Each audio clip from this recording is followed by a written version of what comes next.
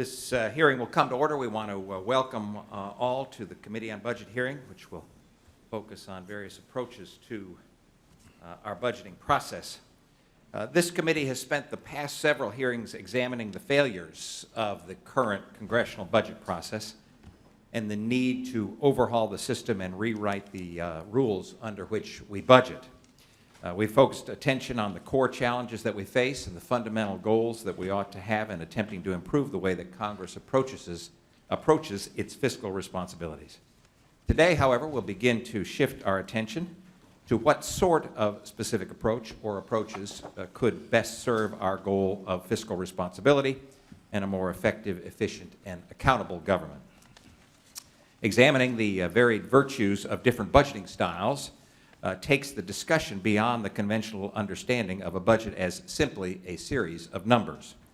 As we have throughout this process, we welcome and encourage the members of this committee and certainly our expert panel of witnesses today to seize this opportunity and to uproot the conventional and reframe the budget conversation to one of policy making, not just simply number crunching.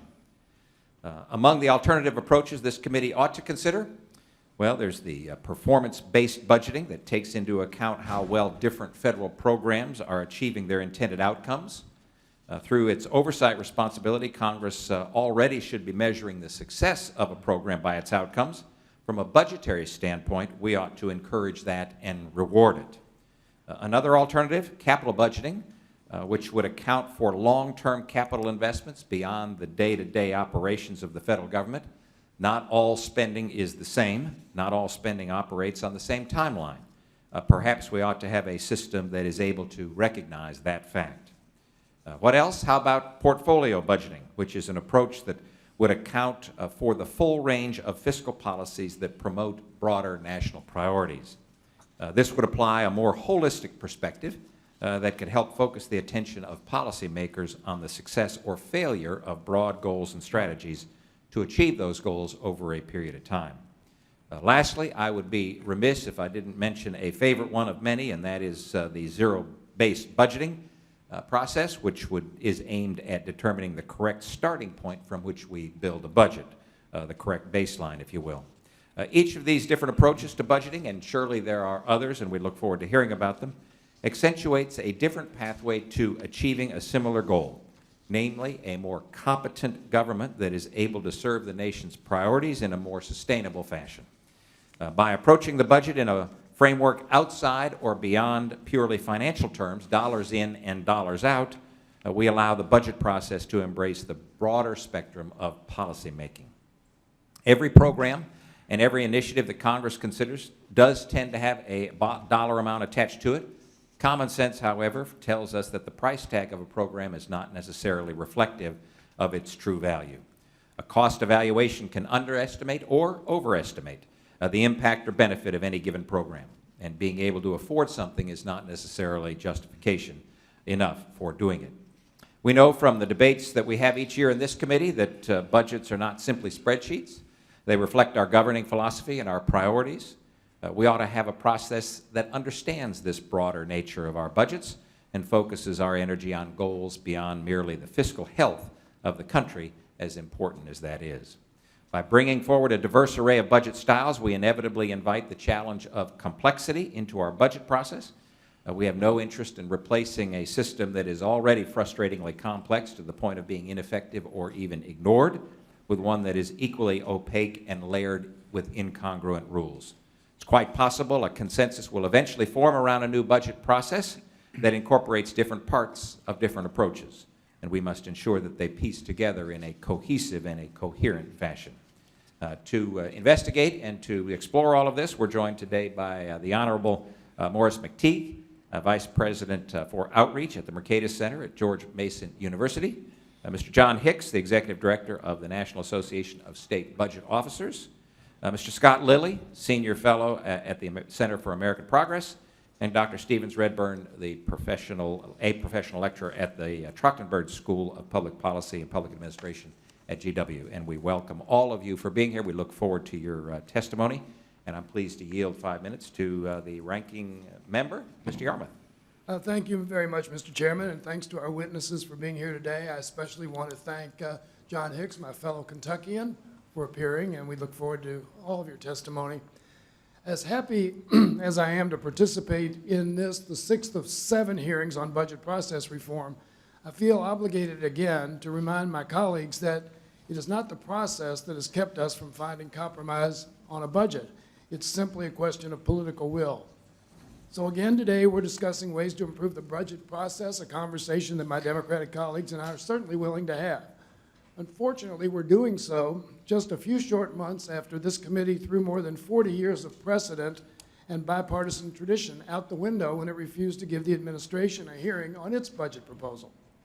Instead, we're debating capital budgets and performance budgets and portfolio budgets and zero-based budgets, basically any budget but the one that matters. I say the one that matters because the president's budget, regardless of party, has almost always been the starting place, the beginning of the debate on the priorities and values we hold and the different areas in which we believe the federal government should or should not be investing. We haven't always passed a budget, but this is the first time in more than 40 years that the majority didn't even try to take that important first step. That's a sad commentary on the state of Congress, and it's no way to govern. It's certainly not what the American people want or deserve. But we look forward to constructive conversation on ways that we might improve the budget process, and we look forward to the testimony of the witnesses. And with that, I yield back. I thank the gentleman for his comments. Ambassador Teague, Mr. Hicks, Mr. Lilly, and Dr. Redburn, we want to thank you so very, very much for your time today. The committee has received your written statements, and they will all be made part of our formal record. You will each have 5 minutes to deliver your oral remarks. And Ambassador McTigue, you may begin when you're ready. Thank you, Mr. Chairman, and thank you, members of the committee, for the invitation to be here today. I've actually sat in the same seats as you because I was a member of Parliament in New Zealand, so I know this process from both sides. And I know the volume of material that you're expected to consider. So let me keep this very concise. And my job in Cabinet in the Government of New Zealand was to control spending. And when I look at what happens in the United States, one of the things that I see that did not happen in systems like ours is that there's not a consequence for not passing the budget. In Christmas of 2009, just to the north of you, Canada didn't pass its budget. That caused an immediate new election, which they had in February of 2010. The result is that budgets always get passed. You mightn't like all of the material in them, but they do get passed. So, Mr. Chairman, I suggest creating a consequence for not passing the budget might be a first step. The second thing is that it's important to think about how you should be making decisions. And decisions should really be based upon what did we achieve by the expenditure of this money. Too often we're measuring the quantity of activity and we're not measuring the results. The American government has made a number of attempts over the years to try and improve the use of performance information in budget decision making, but it hasn't actually happened yet. A number of the terms that you used, Mr. Chairman, are really terms that are describing the same process, and it's happening all around the world. It's getting a focus on the outcome. So by the expenditure of this money, how many less people are dependent this year than last year? By the expenditure of this money, how many children now read at their biological age rather than when they were before, where they were before? Rather than how many people we put through a course?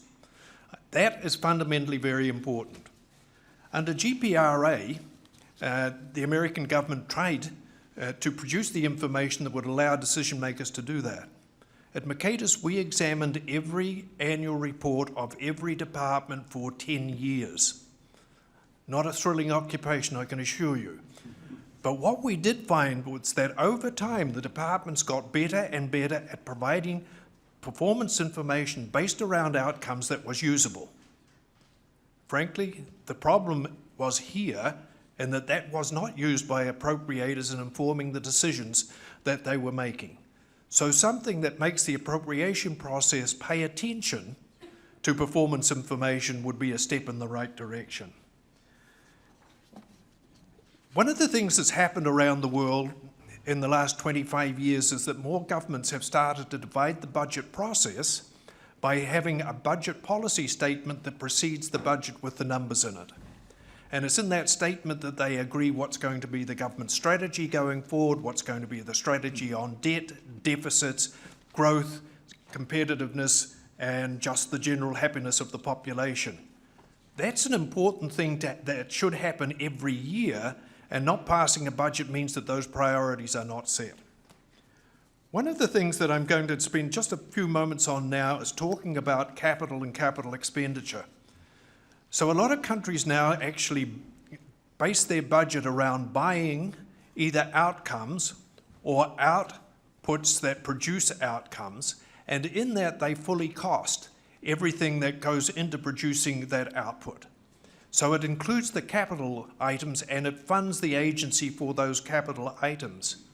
What the government then does is look at the ownership interest of the government in that organisation.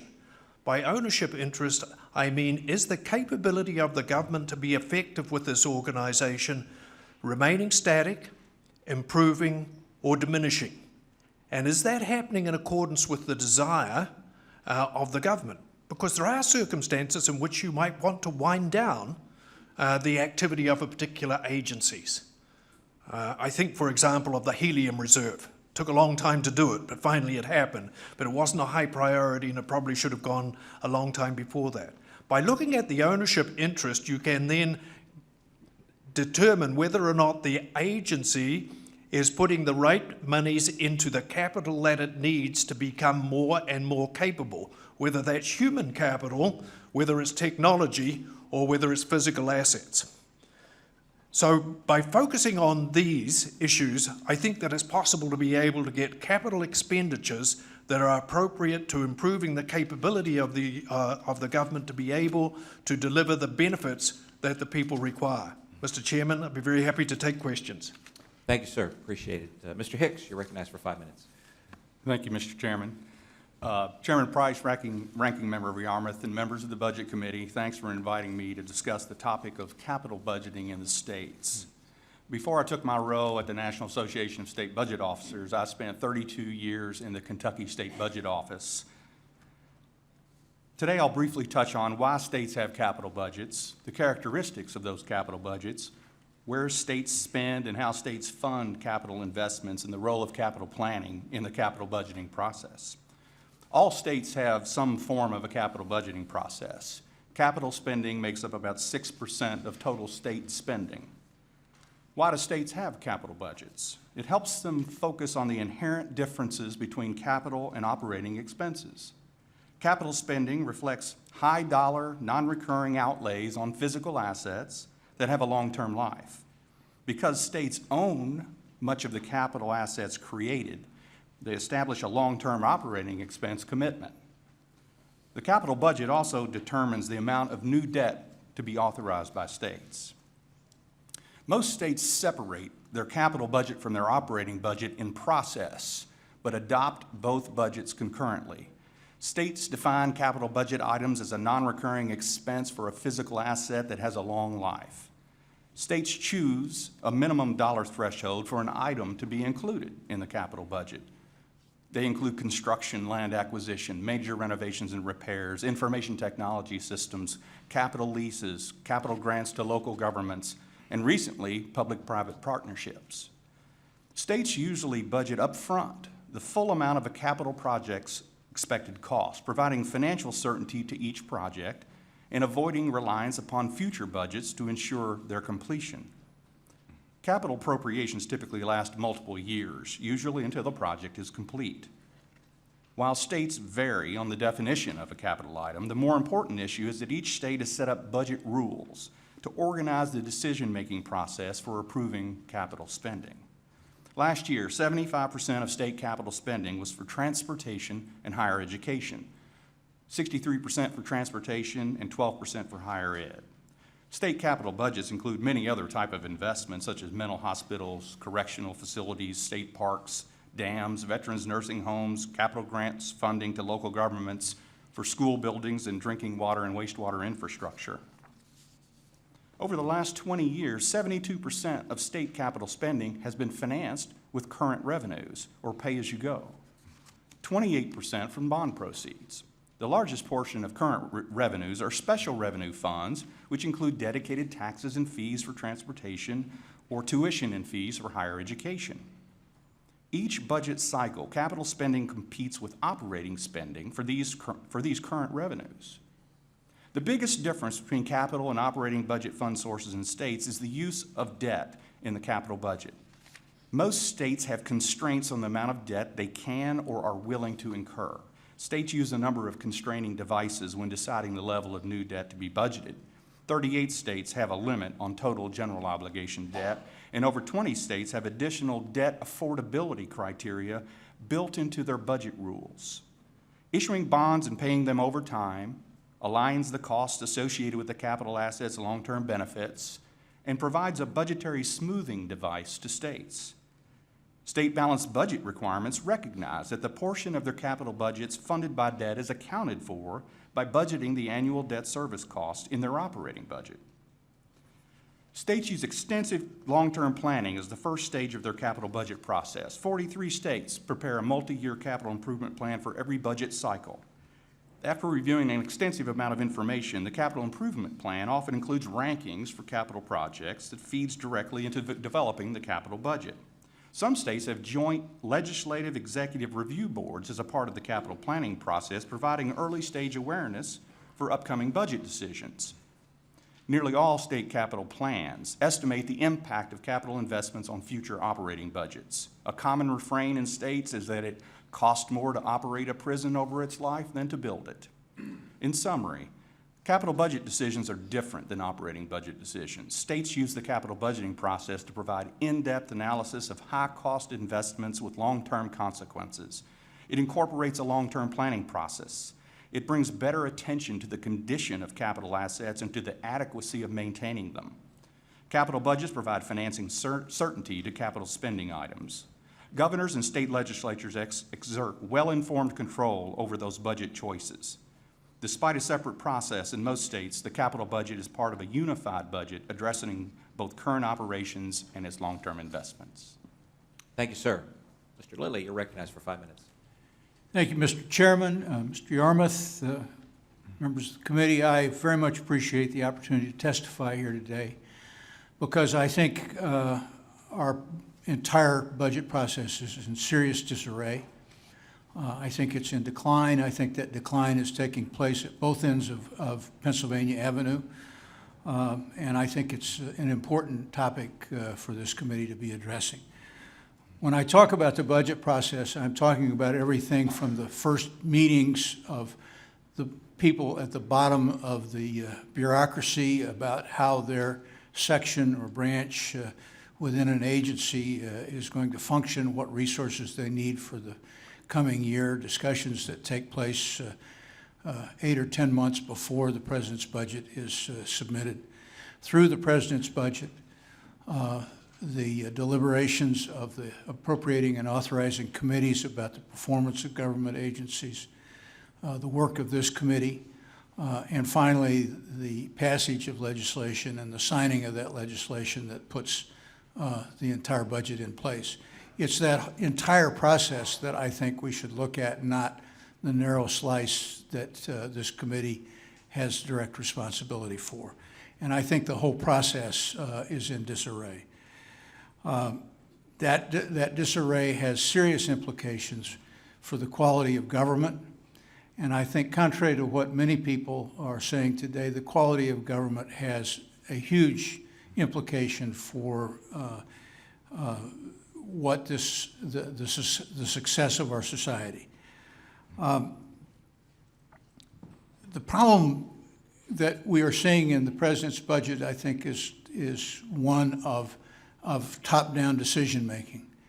The people who have expertise in programs, who work in programs on a day-to-day basis, are basically now told in the presidential budget process what their views are going to be before they're asked to respond to that.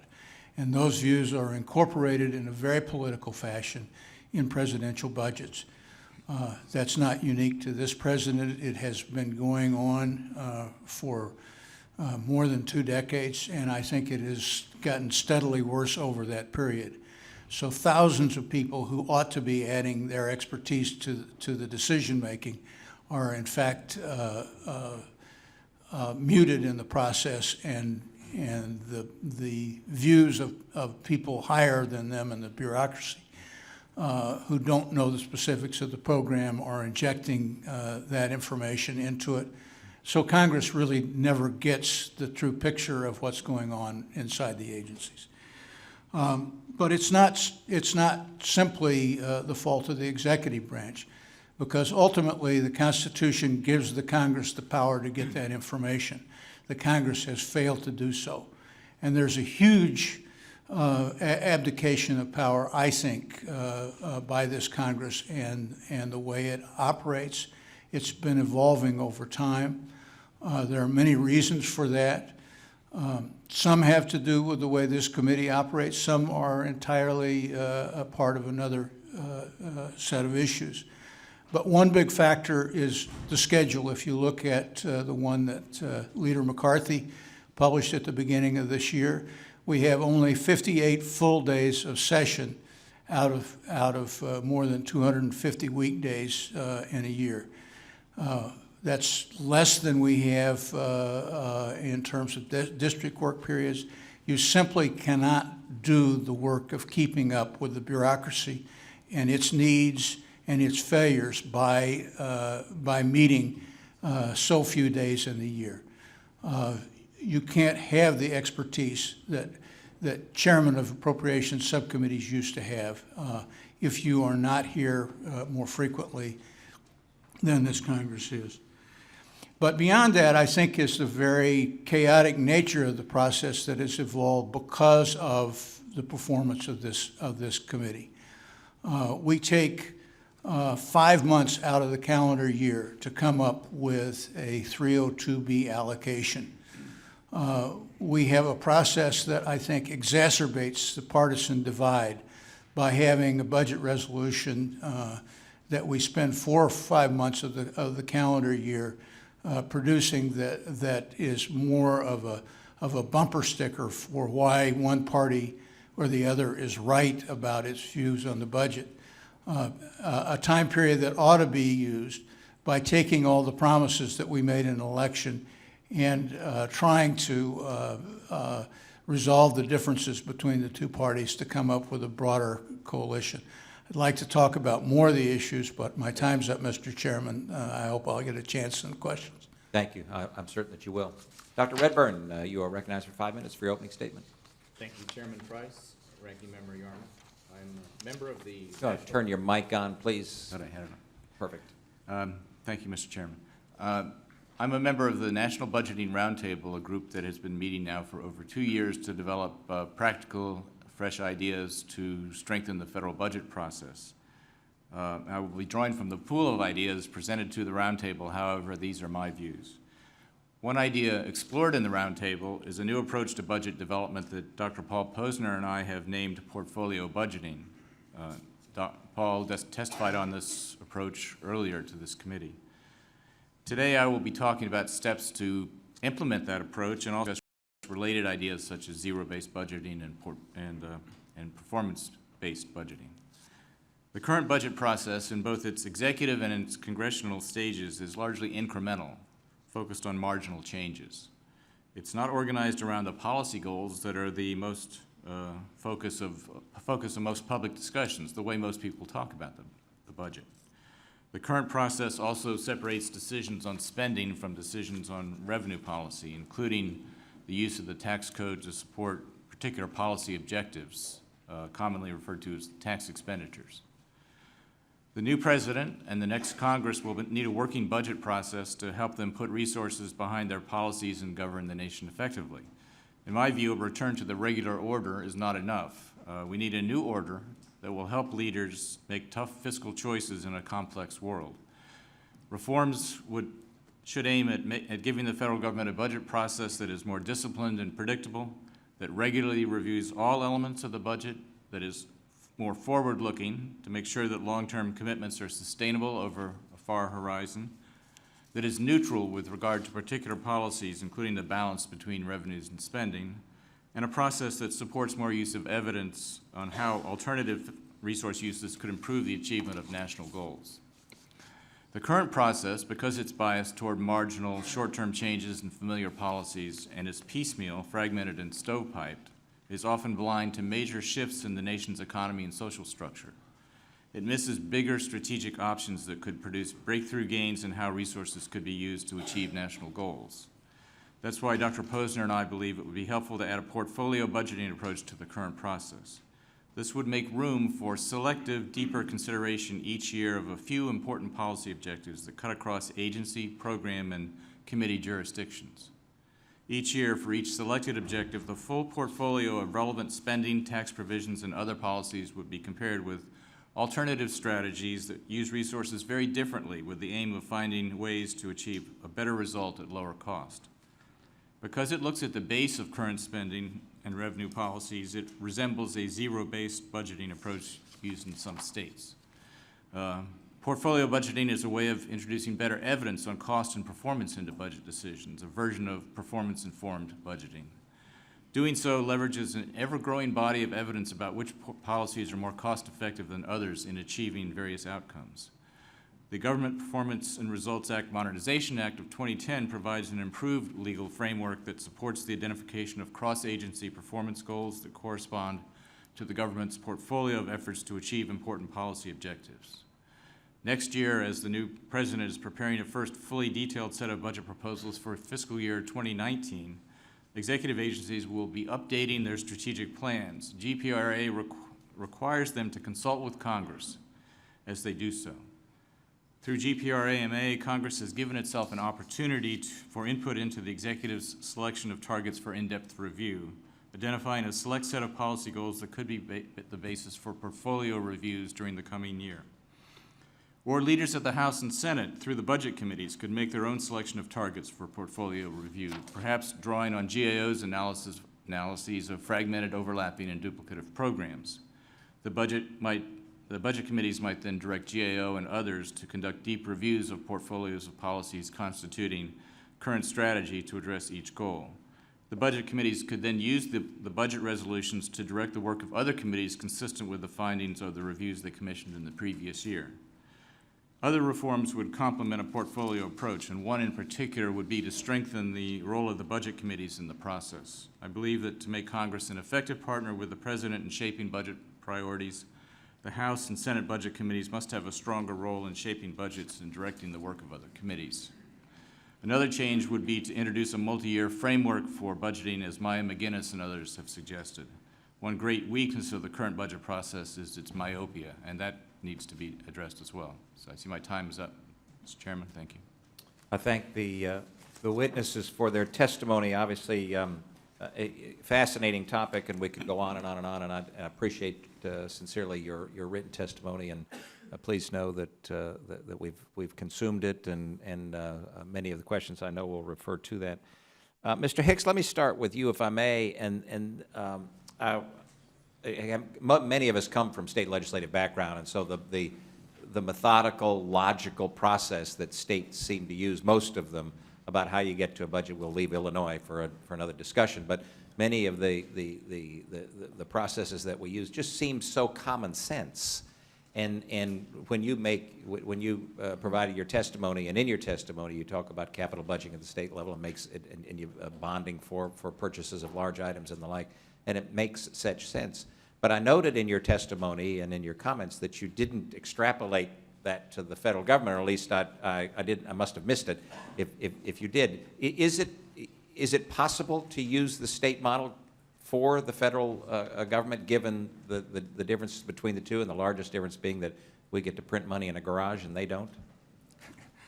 You're correct, Mr. Chairman. I stayed away from advocating, but you know, there have been several efforts going back to the President's Commission on the Capital Budget, and even a CBO paper to this committee, you know, of about 8 years ago that deeply looked into that. And I think both came away with a middle ground, which is there are elements of capital budgets that state and municipalities undertake that would be useful to the rational decision-making of budgeting.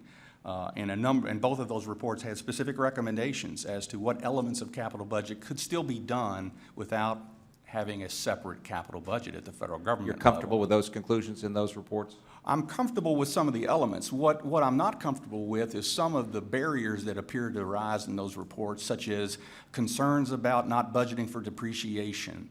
We all, importantly in financial management systems, have to integrate budgeting and accounting, but we don't let an accounting element, overtake, a budget process that still may be useful. States acknowledge that we consume a capital asset, that it depreciates, that it's used over time. But we pay for that in a different way. We have deferred maintenance. We replace buildings. Those are budget mechanisms by which you accommodate the consumption of that asset. The federal government typically, borrows for some of its outlays. The difference is that states borrows for very specific types of outlays, i.e. capital assets. And so that scorekeeping issue also becomes a barrier, in those reports about the adoption of a federal capital budget. How do you keep score, given that you're starting from a different place than where states are? Thank you. I come from a state that has AAA rating, and we never borrowed for operations. I know that there are some states that do that, but I won't mention the state or states. Ambassador McTigue, I want to touch on the Government Procedures Performance and Results Act, and both you and Dr. Redburn referred to it, and I'm intrigued by, and my frustration, all of our frustration, results from the fact that we get oftentimes recommendations about what the federal government ought to do, and then as you alluded to or stated, that recommendation lies fallow. Talk about, if you would please, the effectiveness of that act, how it might be improved, the areas where you think it's working, if there are any, and what we might look to refining that act in a way that would force us to be more responsive to their recommendations.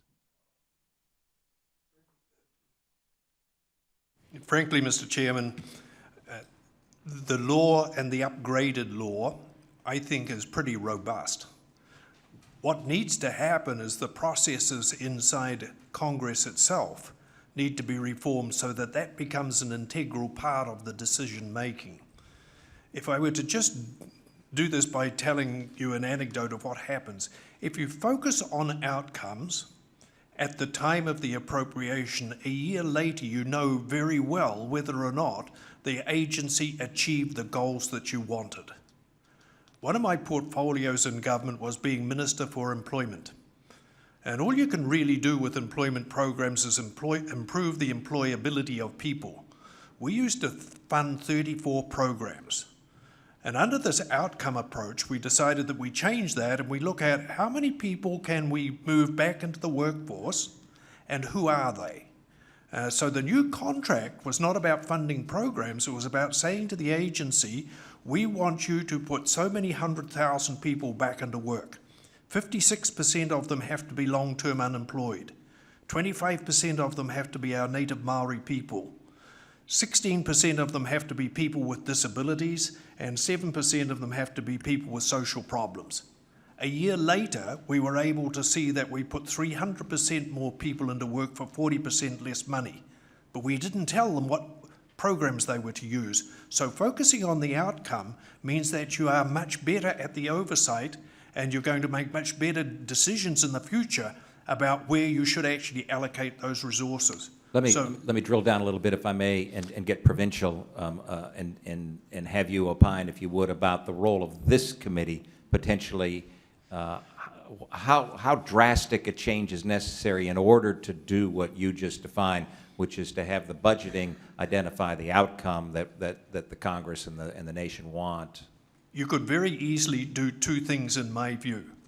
As each appropriation is approved by the appropriation committees, there should be added another paragraph to say specifically exactly what that buys.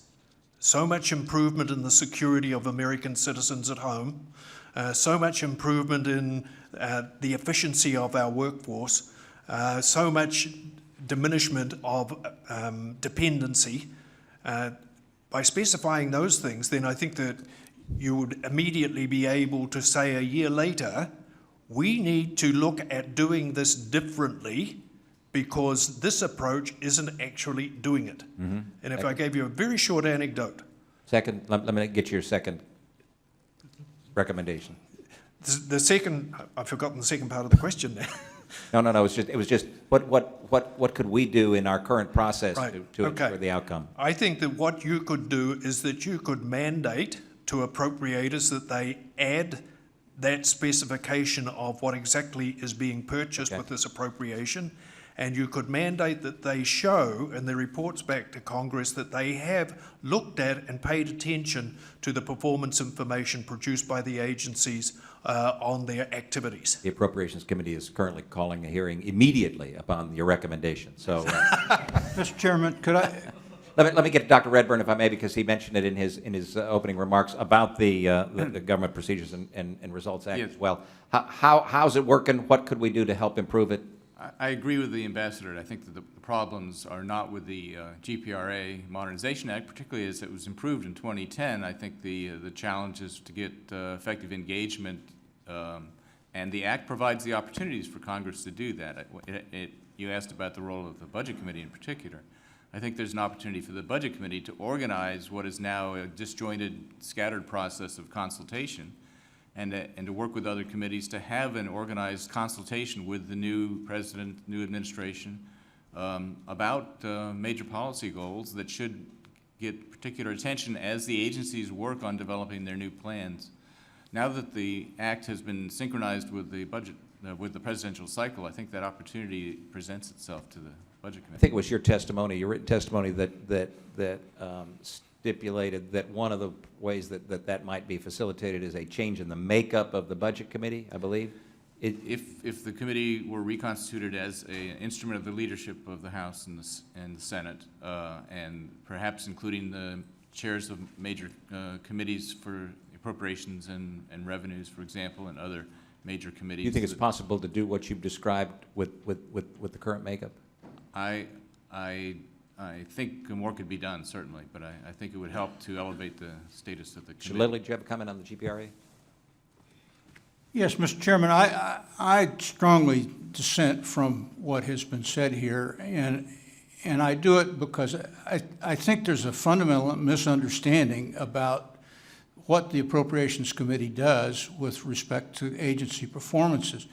There's an assumption that before somebody came up with this idea of GIPRA, which Vice President Gore, who never served on either the Appropriations Committee or the Budget Committee, came up with a design to tell people how to do a job that he himself never did. That's not unusual for the federal government. Well, that's quite true, Mr. Chairman, and I think that's one of the faults that we need to address. But for many years, the Appropriations Committee, going back to its earliest days, has demanded performance-based information from agencies. If you would look at, I think one of the classic examples is the National Park Service provides the Appropriations Committee with a 700-page document each year detailing every installation within the Park Service and how well it's done its job, how many visitors it's had, how it's responded. GIPRA simply overlays that process in a way that does not provide effective or useful information. It reduces the quality of Let me information. stop you, Mr. Lilly, because my time has expired. But I want to commend your written testimony to members because I think it's very poignant in how it points up the expertise that members have in the past had gained because of their service on the Appropriations Committee and elsewhere. So, thank you, Mr. Yarmouth. Mr. Chairman, I'd like to reserve my time and yield to Mr. Pascrell.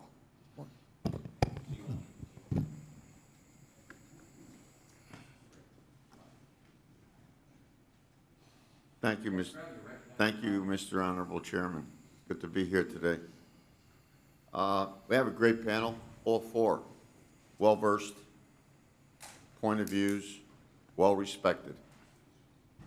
We have an honorable chairman.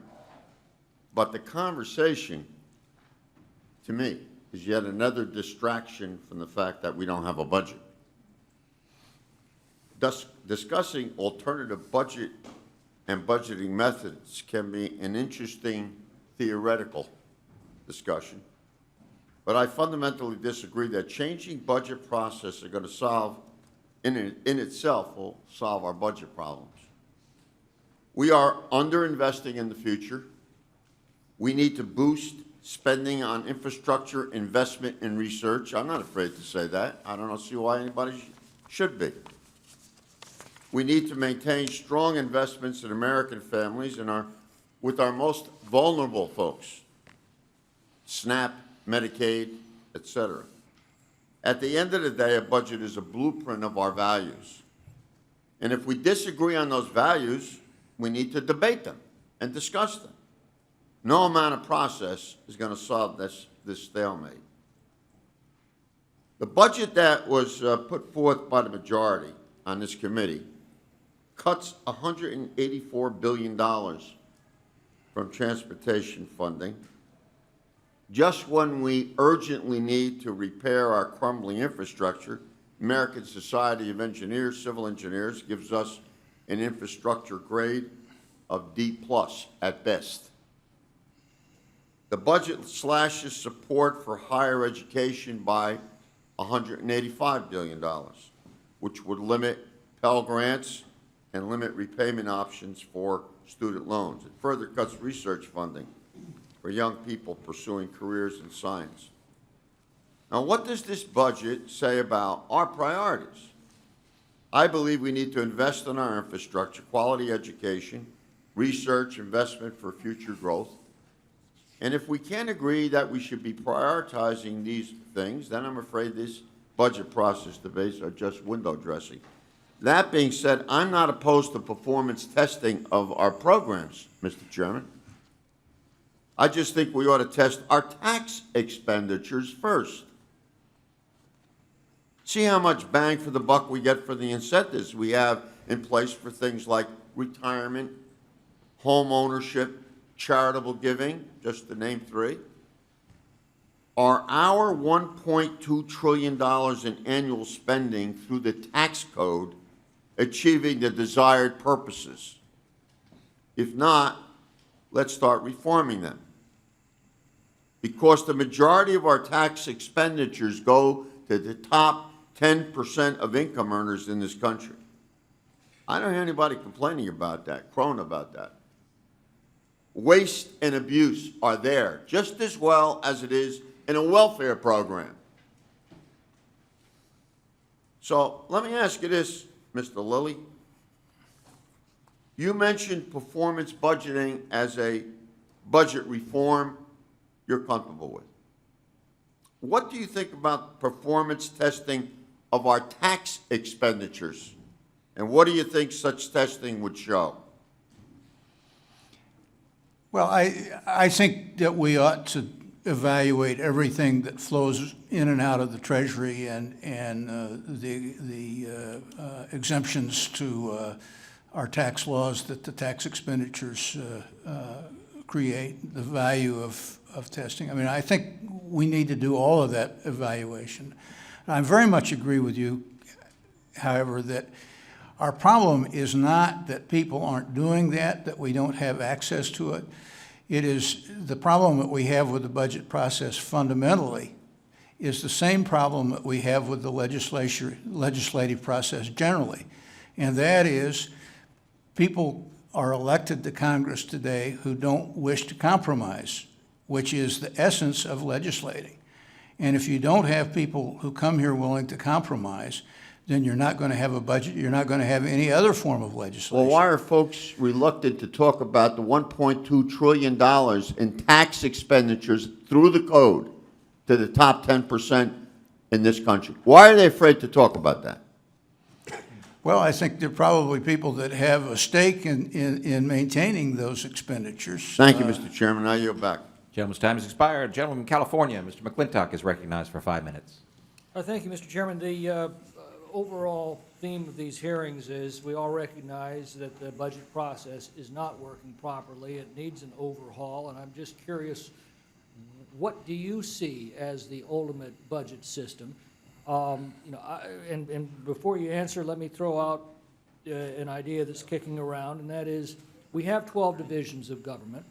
We ought to divide our authorizing committees according to those 12 divisions, plus a revenue committee, do away with the separate appropriations committee, establish a budget committee from the chairs, vice chairs, and ranking members of those 12 authorizing committees plus the revenue committee. That budget committee would then set a revenue target and then budget levels for each of the 12 divisions of government. Those authorizing committees would then allocate those funds according to their best judgment and recommend the statutory changes necessary to meet those spending levels. It seems to be much simpler, much more unified, and much more logical. Like your comment on that, or your nominee for the ideal budget system. Mr. McTigue? Thank you, sir. My first response to that is, I think that Mr. Pascrell made some good points a few moments ago, and those are that you should actually That know. would be a history-making epoch in this committee. Perhaps we should pause to appreciate the gravity of the moment. Right. The idea that before you decide on the spending numbers, you decide on the strategy has a great deal of merit.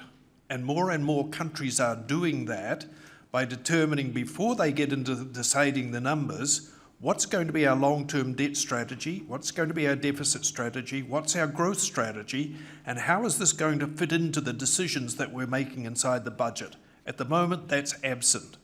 The second thing is that, in my view, Congress works with an archaic committee structure that makes it very difficult for members to be able to make really good decisions. The Parliament of New Zealand restructured all of its committees so that they follow sectors of the economy rather than the institutions of departments. Okay, So- I'm going to have to cut you off because I want to get some other feedback on this. But your basic point is you need to set the objectives first. What is it that you want the government to do, and then figure out how to go about doing, which makes Correct. sense. Mr. Hicks? Yeah, I would agree. In state governments, there's a lot of divided governments out there among the 50 states of the two different parties. And so, but states, they ultimately do compromise, as Mr. Lilly was describing. One of the things from out in the states looking into Washington, the federal government, is it's a fairly incoherent process, particularly at the congressional So level. what's the ideal? Well, I don't know that there's an ideal in structure. I think your suggestions about streamlining, the delegation of responsibility here among the committee structures is a good one, because one of the things that I see as an outsider is that there are too many cooks in the kitchen, and it's not very organized. I do think that the target setting on the front end, both in terms of policy strategy and fiscal. One of the things the states don't have to concern themselves about is to try to guide, the macroeconomic climate of the United States. I'm going to need to cut you off because my time is short. Thank you. Mr. Redburn, let me go to a slightly different concern, and that is the immediate issues that we're grappling with. One of them is the huge amount that we're now spending for appropriations that are not authorized by laws, appropriations that lapsed years ago, and these programs have not been evaluated. Our inability to adjust mandatory spending in the same way that we annually review our discretionary spending, and the lack of a balanced budget amendment. In 40 seconds, could you comment on those? In a nutshell, I think all parts of the budget, spending and revenues, ought to be on the table and perhaps on a single scorecard so that they get equal regular review. And that would include tax expenditures as well as entitlements, which now do largely escape a regular look. And there's more evidence to be brought to bear on those. I agree with Representative Pascrell on that point. I think it needs to be more of a multi-year process. That is, you have to look at the long-term, or at least the medium-term implications of decisions, not just look at 1 year at a time. That's very myopic. And I think other countries around the world have experience with multi-year budgeting that would be relevant here.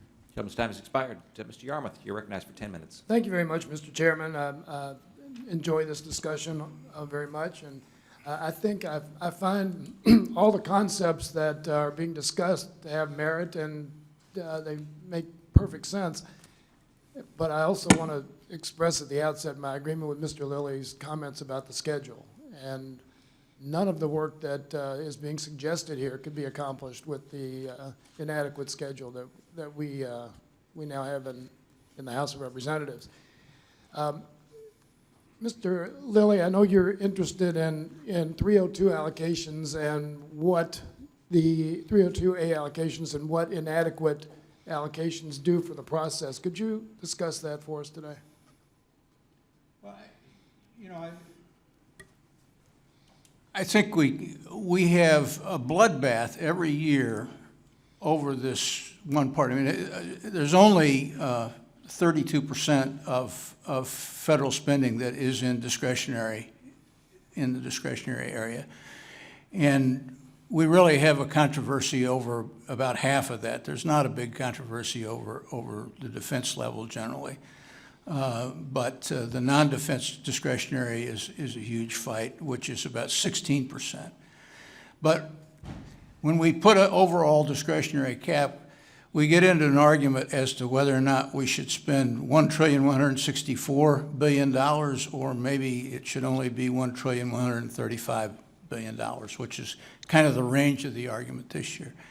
And we spend months and months posturing over that very small amount, which is less than the range of difference in terms of revenue projections. I mean, we can't predict with any certainty at all the deficit within that side, even knowing all these things. So it's a very small amount of money, which really holds up most of the deliberation that ought to be going into making wise choices that these men are talking about.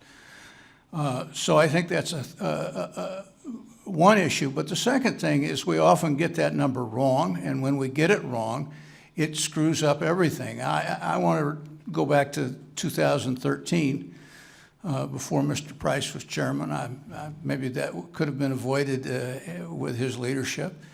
But the House agreed to a budget resolution that had a 302B allocation. I think Chairman Rogers on the Appropriations Committee did his very best to deliver the best bills that he could under that.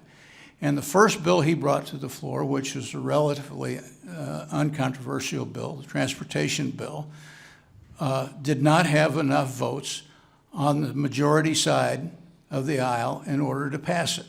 Didn't have enough votes to pass. It certainly didn't have enough Republican votes to pass. Now, Jack Kingston, who once was a member of this committee, described the reason. He said, when it comes time for the Republican conference to affirm the Ryan budget in the form of 12 appropriation bills, the conference balked.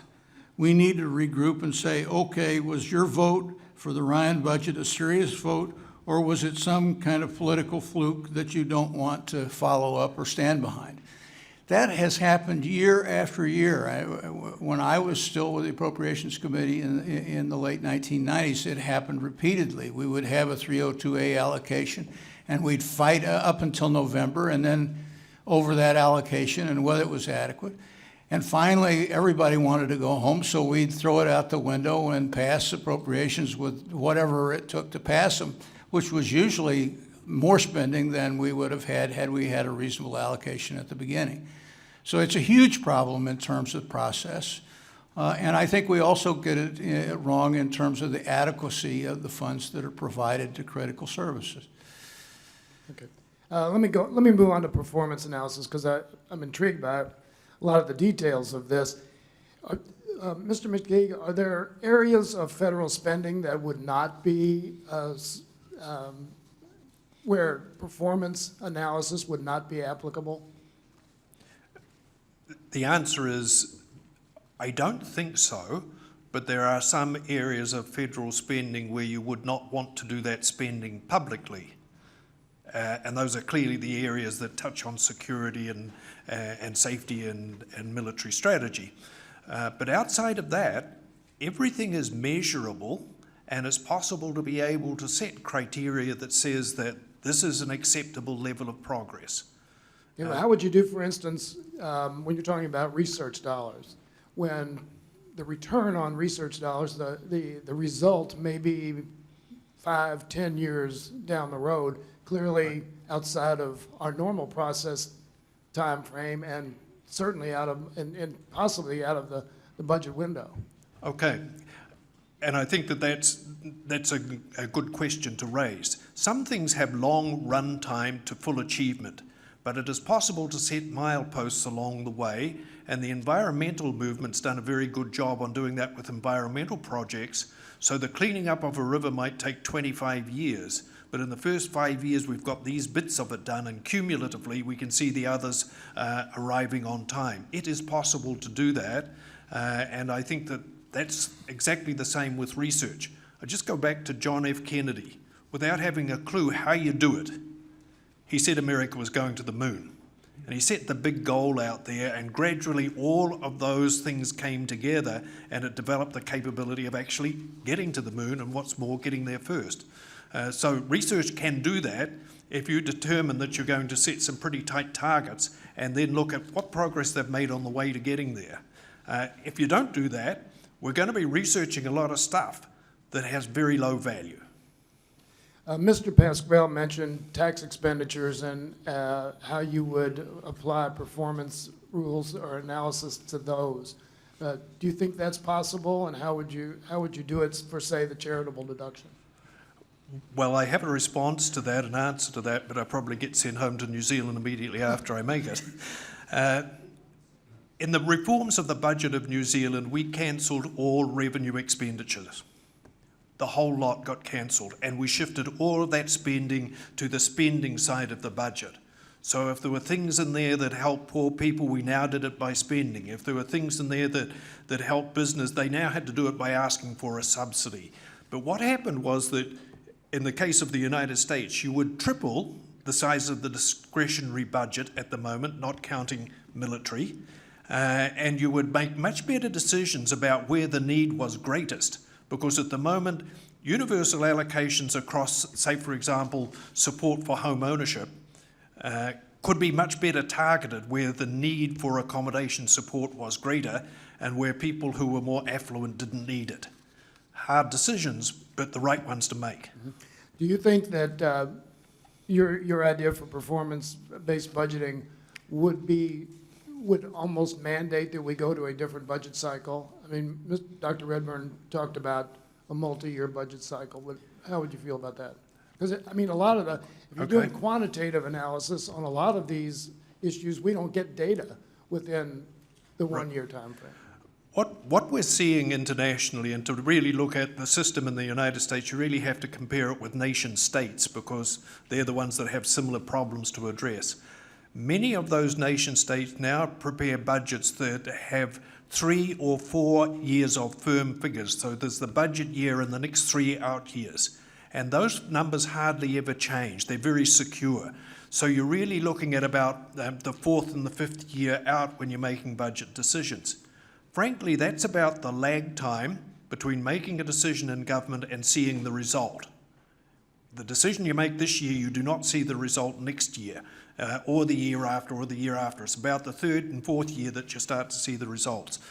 So that's one of the ways of doing that. In addition to that, they also project forward much further, 20 and 25 years, to look at what's the consequence long-term of continuing with this strategy. I think those are good approaches. Just a final question, and all of you can give a short answer if you want. I'm curious about how you feel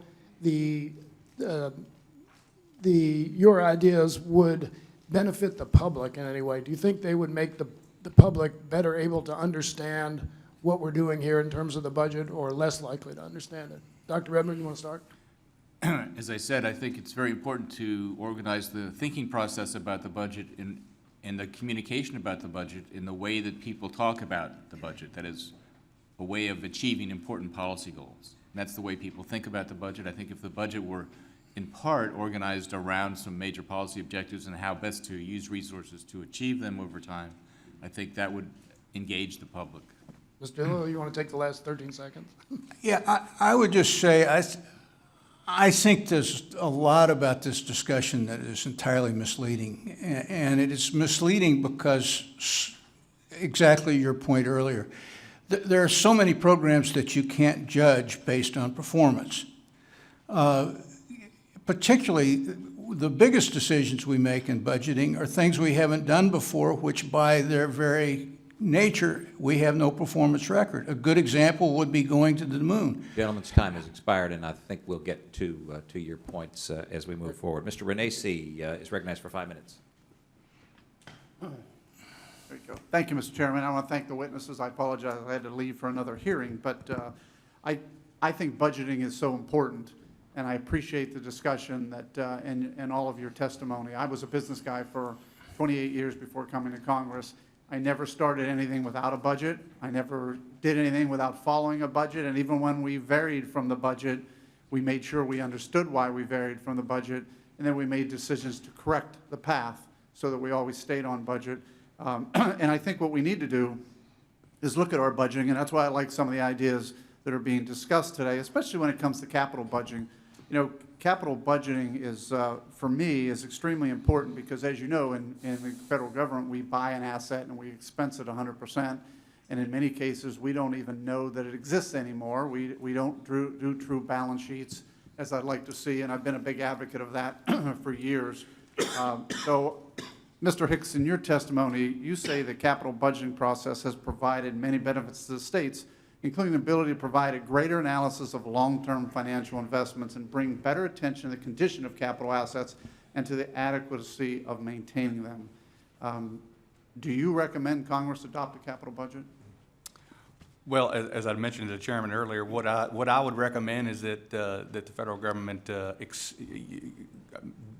make greater utility of some of those capital budgeting elements.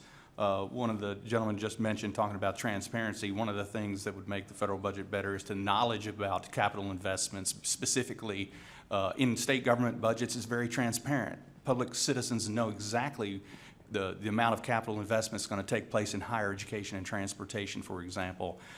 It's hard to get that out of a federal government budget. And secondly, I think it's the planning processes that in capital budgeting that provide some of the longer term benefits, such as condition assessments of assets and inventories, the necessity of federal agencies to say, do I need to dispose and dispense with unneeded, capital assets? Those kinds of things come to and are part of the planning process. I think, as Mr. Lilly says, there's a lot of information out there that federal agencies prepare that perhaps isn't paid attention to. And so the effort might be how to pay more attention to some of that good work that they do in regard to, like you do in your small business, is paying attention to your capital assets and tying them together into your strategic plans.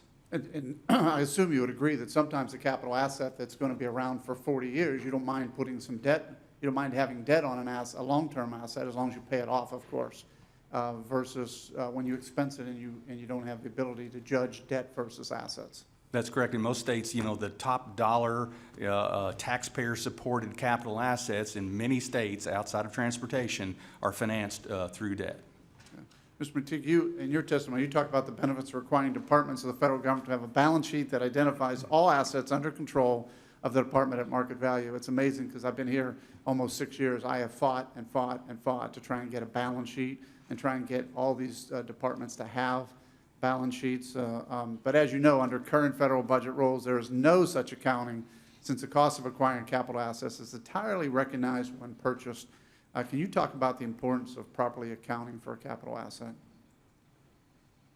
Yes. I think part of the answer is that it's time for the federal government of the United States to apply accrual accounting to every single operation inside the government, and then it becomes impossible to hide things through accounting rules that mean that they're not disguised. The point that I'm trying to make in my testimony about agencies is that buying new capital assets is a very important decision, but it's the one that most people focus on. Dealing with redundant capital assets or capital assets that are underutilized is just as important, because that's denying the opportunity to invest in things that would be more beneficial to the American public if you could free up that capital. There's a process in accounting that you can use that's called a capital charge, and that capital charge funds the agency for the capital assets that it's using, but it doesn't fund the ones that it's not. And through that capital charge, the agency has to pay back to the Treasury a fee for all the assets that are assigned to it, but it doesn't get funded for the ones that aren't used. That puts a high incentive in place to free up or dispose of those assets that aren't being used. That would make a big difference. A budget means that you're looking at both sides of the ledger, not just the spending. You're looking at the existing assets, and you're going to dispose of those ones that are no longer being utilised. Thank you, Mr. McTigue. Again, I've been attempting to get that balance sheet. I think it's an important thing for members of Congress to see a balance sheet and to work off of that balance sheet on moving forward. I thank the chairman. And Time has again, expired. Thank you. Yield. Gentlelady from Michigan, Ms. Dinkle, is recognized for 5 minutes. Thank you, Mr. Chairman. And I want to thank all of the witnesses, because I think you all have kernels of truth inside of what you've said, and talking about the current budget system being incoherent is something I actually totally agree with. But I think we're here because we all have to admit the current system's not working. But a point that I continue to make at every hearing we do is that I wish we would come to the table and be willing to talk and be willing to compromise. That compromise is not a dirty word. I'm also concerned that, as with previous hearings we've held, it seems that most of the alternatives offered inevitably hurt the most vulnerable Americans and underinvest in America and the American people. We're also here discussing the effectiveness of government programs. The same week we get successful communication from a probe, we send 365 million miles into space to study Jupiter. Countless other achievements owe their beginnings to government programs. Perhaps the success of these programs is causing some to take them for granted. Most Americans would agree that the American government should play an important role when dealing with infrastructure, education, and regulation. Not only are these vital functions of government, they lay the economic foundation for all other sectors of the American economy. So I think it's important today that we be, not only today, but whenever we're in this budget committee, about how we make government more efficient. But the alternative approaches discussed here today wouldn't be necessary if we were willing to negotiate on budget issues. I continue to say every time we get together, our priority should remain working together to address the austerity level discretionary caps that come back in 2018 if we fail to pass a budget. This is going to require compromise from both parties, both of us. The American people have sent us here to do a job on their behalf, and it's time we work together to start to address this. Now I have some questions for Mr. Lilly. Your testimony mentions the herky-jerky spending process that's been the rule and not the exception over Congress in the past 2 decades. What practical consequences have we seen as a result of this?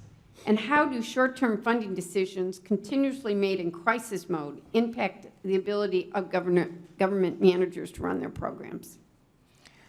Well, thank you, and it's good to see you on that side of the dais. I think the implications are huge. I think we make a lot of decisions today. Most of the government really, as I think other people on the panel have said, is basically budgeted or received resources on the basis of what it got the previous year. So we're not looking forward. We're not reshaping needs. We're not making transformational changes in things like air traffic control or harbors or things. There are times when we need to spend huge amounts in particular areas. I think harbors is a good example right now because world shipping is changing at a dramatic pace. We're not making the infrastructure investments to be part of that, and American harbors are going to pay a huge price for our failure to do that. So you go up and down the line. I would say the inadequacy of the 302A allocations, which this has resulted in a degradation of services across the government that we're only starting to really feel. One example is our unwillingness to recognize that the job of the Customs and Border Patrol Agency has changed. And we did not, for years, recognize the need that they have. And while we weren't giving them any increase, the number of passengers arriving at Dulles or JFK was increasing dramatically each year. And suddenly, last summer, we found out that we had 2-hour waiting lines to get into the United States, which was discouraging foreign tourism, which was disabling United States travelers coming back to the United States, wasting huge amounts. There's actually a study by the University of California for Border Patrol on how much it costs the country not to recognize that need.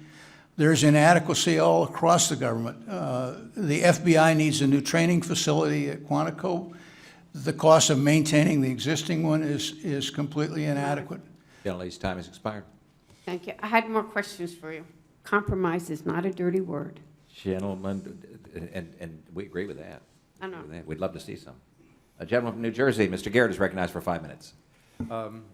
Yes, thank you, Mr. Chairman, and we're still waiting for the compromise. So maybe I'll start off with that on the issue of compromise. You know, Mr. Lilly, I was thinking of your discussion calling for compromise, and I think that is what we are always looking for. I remember when years ago when the crisis of the day came and we couldn't get an agreement, a special super committee was established, you may all recall, and the idea was both sides would come together, lay out their plans on the table, and then you get to compromise. And of course, you get to compromise by reaching some place in the middle. The problem with it, as I recall, was the one side put something down in writing on the table and said, this is our plan, this is what we're proposing, we're going to slide it towards the center, this is how it's scored, right? And then the other side never showed up at the table. And so is it fair to say, Mr. Lilly, you really can't get to a compromise if the other person isn't at the table? I think it takes goodwill on both sides. I think one of the problems that we've had, however, is that the majority party has been at war with itself over what the compromise was. In the example I gave, the majority party actually put something forward, and the other side did not. So it's telling in your answer that when one side didn't even present a proposal, your side, you're already attacking the side that actually had the proposal. Not a good sign of compromise. But let me go on to the question. The other thing that you said that just struck me, Ms. Lilly, was this, that, and this is true, that we spend so much time on certain issues that we're not able to get into the deliberations that we'd like to. But when you were saying, like, well, we got down to, when we're going between, you know, 1067 or 1070 or what have you, and it's only $2 or $3 billion that we're talking about, let's just go on with it so we can get to the important issues. I'm thinking about, you know, your teenage son who comes to you and says, Dad, you know, this credit card just maxed out. Can I have another credit card and just, you know, go out to dinner and take my gal out to the movies or buy a new car or something? Ah, sure, Joe, it's just one more thing to put on the credit card. Those little things for him eventually puts him into a FICO score where he can't get a loan. And that's basically where we're going to get to at some point in time if we just keep on saying that, gee, these are just little amounts, Mr. Chairman. They eventually do add up. But to the technical sides of this, the things that add up, I'll throw this out to the rest of the committee. One of the ideas that's been floating around for some time is zero-based budgeting versus baseline budgeting. I'll start with Mr. McTigue. Thank you. Unless you can show some value occurred or accrued to the American people from that expenditure last year, this year it should get zero. That's something that should always be available in the process to say no results, no money. The other thing that I'd just like to inject, having been a politician myself, I don't like the word compromise, it's very value-laden. But I do like the word trade-offs. And I'm prepared to trade off something that's of high value to me to somebody else. And that's part of the process. I don't think I was ever involved in a budget where I liked everything in it. But I did like a lot of it, and I was prepared to go along with it to be able to achieve that. Let me just stop you there because I have a lot more questions. One is, and you and somebody else in the panel can throw us out, is on multi-year budgeting. Is one of the problems that you experience or anybody else in the panel want to say is that with multi-year budgeting that you lose, we the Congress, lose the ability to oversee the executive on how they're spending the money? Anybody? The answer to that very quickly is no. Okay, Congress is all-powerful. It can cancel its budget any time it likes. Well, not our system, Mr. Hicks. Well, Yes, you can do it if you had the majority to do it. 20 states have biennial budgeting and state legislatures do a fine job of overseeing those multi-year budgets. And they do a fine job. Do they actually end up saving money, though, at the end of the day? I mean, it's hard to make it. How do we make that analysis that they're doing? I don't think the multi-year budget necessarily achieves saving of funds. I think it is a process that enables, a longer time horizon and maybe the prospect of being able to get a difficult job done once every 2 years rather than each and every year. And the last question in 30 seconds, Doctor, on static scoring versus dynamic scoring and all that we've talked about here in 17 seconds, isn't dynamic the way that we can actually make these measurements that were talked about more accurately? For very large investments or very large tax changes, it can add information to the process, and it's useful to look at the impacts on the economy and future growth from those kinds of big investments, and I think that's where you've set the bar right now for dynamic scoring. I So on think the that's bigger ones rather than the the right smaller place for it, yeah. I got it. Neat. Thanks. Thank you. Gentleman's time has expired. Mr. Johnson from Ohio, you're recognized for 5 minutes. Thank you, Mr. Chairman, and thank you, gentlemen, for your presence today on this very, very important issue. We've talked a little bit already about capital budgeting. Some of my colleagues have mentioned that. We often hear that 49 of the 50 U.S. states have balanced budget requirements, and of course that the federal government should balance its own budget. The states are different from the federal government, however, because they have two separate budgets, one for operating expenses and one for capital costs. The operating budgets of the states are balanced, but oftentimes the capital budgets are not. The federal budget, on the other hand, does not have separate operating and capital budgets. They are one and the same. So, starting with you, Mr. McTigue, why did all the U.S. states decide to adopt a capital budget process? You got any idea? I know you're not from around here, but... My understanding is that it's something that occurred as a result of a number of the states going back to around the 1930s getting into fiscal trouble and separating out these activities so that they were able to continue forward, but getting a better handle on being fiscally responsible. But others at the table are better experienced with that history than I am. Mr. Hicks? I would say that in states, capital budgets are balanced. The recognition that you're borrowing some long-term assets is a component part of the budget process, but in Kentucky, we have a constitution that requires a balanced budget, whether it's capital or operating, and they are balanced. Okay. Mr. Redburn? Dr. Redburn, I'm sorry. That's okay. Most of the arguments that apply at the state level for a separate capital budget don't apply very well at the federal level. States have to go to the market with their bonds, and the market exerts a discipline on their ability to borrow for capital and a very healthy discipline. Right. That would not apply, for example, at the federal level. Okay. Staying with you, Dr. Redburn, what benefits do the states get from having a capital budget? I think there's a major benefit in looking at a class of spending that has long-term consequences, long-term returns to the economy and to social benefit.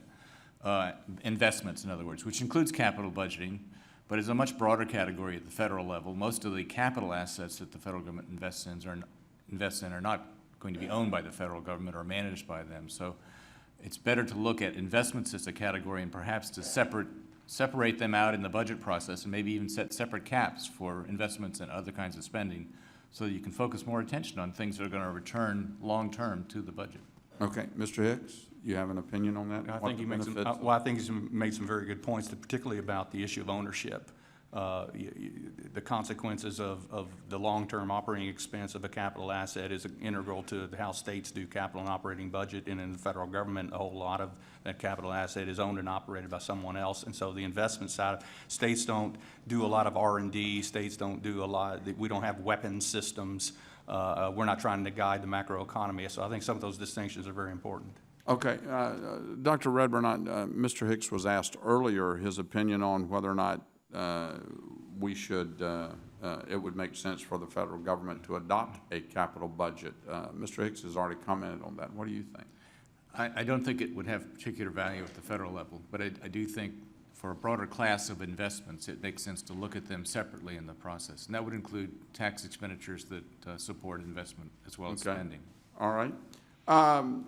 For Mr. Hicks and Mr. McTigue, remaking the federal budget to use capital budget would likely be a large and complicated undertaking. We'd need to agree on the definition of capital and how to recognize those expenses in a budget. That'd be a big undertaking. We would also need to figure out how to score appropriations that fund capital assets and what kind of budget discipline would govern or could govern a new capital budget process. Are there incremental steps that Congress could take to move toward improving the budget process for capital planning? We've got 30 seconds, so if both of you could take a swap. Mr. McTigue. Very briefly, my first step in that process would be to go to full accrual accounting. That means that all of the knowledge is on the table and all of the assets are on the table. Okay. And by doing that, I think that you have much better control over everything that you own and everything that you would want to own. Okay, Mr. Hicks. And I would say, pick a pilot area to give it a try. Okay, all right. Thank you, gentlemen. I'll yield back. Gentleman's time has expired. Gentleman from California, Mr. Liu, is recognized for 5 minutes.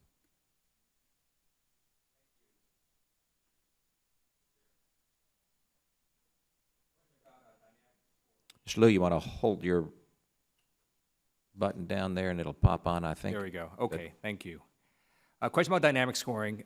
I just want to understand, it applies to both tax cuts as well as spending expenditures. Is that correct? I believe that's correct, yes. Large ones, yes. Large ones. Would it also apply to spending cuts as well?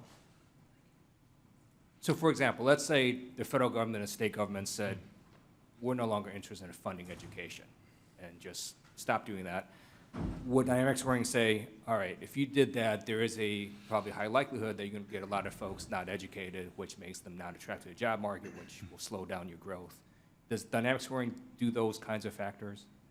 In that unlikely case, I think dynamic scoring would provide a lot of useful information about the impact on the economy and the budget. Right. And then when people use dynamic scoring, what is the number at which you think it makes sense to apply it to? Like how large an expenditure or tax cut are we talking about? I think I'd defer to others on setting a particular number, but I think it's roughly, and it's been set at the right level, where you begin to pick up measurable impacts on the larger economy. So it has to be a fairly substantial change in the budget. Hundreds of billions of dollars, that sort of thing. Okay, hundreds of millions of dollars. Billions. Billions, all right. Sorry. I now sort of have a question that maybe isn't so much tied to a specific budgetary approach, but with the phenomenon of wealth inequality that you see not just in the U.S., but in other countries around the world, and whether or not you believe the way we budget contributes to that, right? You have a lot of anger right now in the U.S., even though a lot of our numbers are terrific, right? We have much lower levels of unemployment than under the last President Bush. We've had 70 months of consecutive job growth. There's a lot of angry people. In England, right, Brexit, reading articles, in large part caused by people who were angry about the economy. In the Philippines, they elected someone who was, I don't know how to say, it was sort of Trump-like, because there was a lot of anger in that country. Austria almost elected, and may still elect, a pretty far right-wing president. And do you think the budgeting in these countries in here has contributed to that? Can I say, I think absolutely it's had a huge impact on it. And probably the most poignant example is when we do these trade agreements, and trade has become a huge issue in this country now. We always say, well, we're going to give up some jobs, but we're going to do retraining. And before the ink is dry on it, Congress has already started to back away from all of the commitments on retraining. So the trade agreements seem to the guy that's out there in a declining industry to have been, the trade-off never came through. He never got the side of it that he expected. We've had parts of the country that have really been drained by trade agreements. Rural America in particular, I think, is a disaster case in much of the country. And we're not doing anything to revitalize, to replace the industries that were lost. So, yes, federal policy can have a huge impact on income equality, and I think it is having a huge impact in the wrong direction. That's a great point. As you may have seen last year when we did the fast track for TPP, TPP, as you know, could cause some pretty monumental changes in America. The package that was offered for retraining to try to get some folks to vote for it, you should look at it because you will laugh. It was so microscopic compared to their potential massive changes. And it does make you wonder what we're all thinking up here when we offer packages like that. So I take your point well. Any other views on how we can maybe, instead of looking at these different budget processes, come up with maybe an approach that will reduce wealth inequality? Well, if portfolio approach were used and Congress and the President agreed that some aspect of inequality could be addressed through re-examining our current policies, I think that would be an opportunity to focus more attention in the budget process. It would bring attention, for example, to the tax policies. Someone mentioned earlier that the tax expenditures for home ownership are quite large. In fact, they're 3 times the size of the HUD budget in a given year. Gentleman's time has There's an expired. example right there. Mr. Westerman, you're recognized for 5 minutes. Thank you, Mr. Chairman, and thank you to the panel for being here today. The chairman spoke earlier about how many of us came from state legislative backgrounds. I'm one of those who came from a state that touts a balanced budget act where we can't spend more of our general revenue than what's taken in. That simply means that the sales tax and income tax collected by the state on our general revenue, we can't spend more than that in general revenue. But if you really look at the details, that makes up slightly over 20%, around 21% of the total amount of money that my state spends. And if you dig deeper into those details, you'll find out that about 30% of what my state spends is federal money that passes through the state legislature. And in fact, my state spends more on the Medicaid program, more federal dollars on the Medicaid program than what they collect for their total general revenue budget. I hear it all the time, how we need a federal balanced budget, and I agree with that. We shouldn't be spending more money than we take in. And even some states are even calling for a constitutional convention to enact a balanced budget amendment. But if you were truly to enact a balanced budget, the states would probably be the first ones complaining because of all the money that would be cut off that were going to their state budget. So my question to you, Mr. Hicks, is how do we get states to take a more vested interest in balancing the federal budget? And I know there are games that can be played, like with the Medicaid program, where you put a provider tax on providers, and just means you get more federal money back into the state coffers. They're taxing of federal road projects. There's many ways that the states are taking advantage of federal dollars that are flowing to the states, yet they boast about having a balanced budget and complain about the federal government not having one. Well, I'd say first, Arkansas does something really interesting as well. Is they don't budget all of their forecasted revenues, and they have a zero-based budgeting-like process for revenues that come in higher than that. So that's an interesting phenomenon, in Arkansas. Well, I would say one of the things that states can't be is counter-cyclical. When over 70% of our general fund revenues are from income and sales taxes, then when recessions hit, those revenues decline. And so states have a very difficult job at trying to be counter-cyclical when recessions occur. And so the federal government is the level of government in the United States that has the ability to play that role. States just aren't structured to do that. And so states do balance their budgets when recessions hit and revenues fall. They cut their budgets. First thing that governors do is reduce spending, and then general assemblies do it in a subsequent budget before they increase taxes or before they borrow for operating expenses. And so some of that discipline there is recognized that states do not have the capacity nor the larger responsibility to be able to contend with recessions through additional spending. Okay, and moving on, in this committee and in Congress, we talk about a 10-year balanced budget. And this is a discretionary spending budget, which we've already heard testimony that is only 32% of total spending, and the majority of that is defense spending. Our federal debt will increase over $1 trillion this year. And if we balanced our budget, not in 10 years, but if we balanced that discretionary spending budget today, the debt still increases $600 to $700 billion because of mandatory spending increases. A very wise man once called the leaders of the day blind guides, and he metaphorically said, you strain out a gnat and you swallow a camel.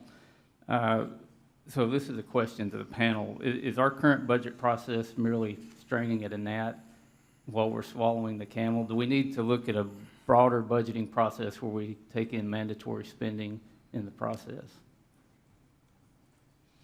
I'm testifying before the Judiciary Committee this afternoon on that precise topic, so I just venture to say, in the last 30 years, 3 programs have accounted for more than 100% of the growth: Social Security, Medicare, and Medicaid. That's largely, in fact, entirely really a matter of retirement and the aging of the population. If we don't figure out whether we want to pay for that or reduce retirement benefits, we're just fiddling in the dark. We're not doing anything.